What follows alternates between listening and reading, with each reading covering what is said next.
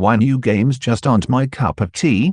Another tale. Every gamer knows that the gaming world has evolved, but for some of us, not all changes feel like progress. Here's another round of why new games often leave me feeling more frustrated than entertained. The cash grab culture. Let's face it, new games often feel more like cash grabs than actual games. From day one, you're bombarded with microtransactions.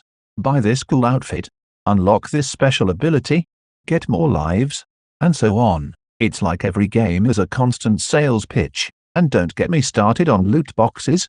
Paying real money for a chance at getting something cool feels less like gaming, and more like gambling. Autopilot adventures. One of the joys of gaming is the feeling of accomplishment when you achieve something. But how can you feel accomplished when the game practically plays itself? Many modern games offer auto mode for battles and quests, reducing me to a passive spectator. I remember when games required skill and strategy, not just clicking auto and watching things unfold. Visual overload. The graphics in new games are undoubtedly impressive, but sometimes they're just too much. The oversaturation of colors and flashy effects can be overwhelming, making it hard to focus on the game itself. And those giant, screen-filling monsters, cool in theory, but if I can't even see my character or what's going on, it loses its appeal. Character overload and lack of choice. New games love to boast about the myriad classes and characters you can play, but this variety often comes at a cost. With too many options and insufficient explanations,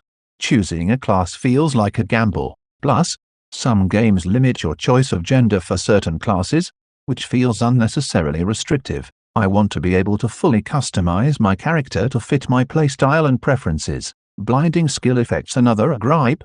The over-the-top skill effects. Sure, they look cool the first few times, but when every skill activation lights up the screen like a fireworks show, it gets tiresome. It's hard to enjoy the finer details of gameplay when each move blinds you with special effects. Gift overload and complex interfaces. Remember when game rewards were simple and straightforward? Now, games bombard you with gifts, items, and bonuses from a dizzying array of sources, daily rewards, event prizes, login bonuses, and more. It can be overwhelming trying to keep track of it all, especially when the user interface is packed with tabs, menus, and submenus. Navigating these convoluted systems feels more like work than fun.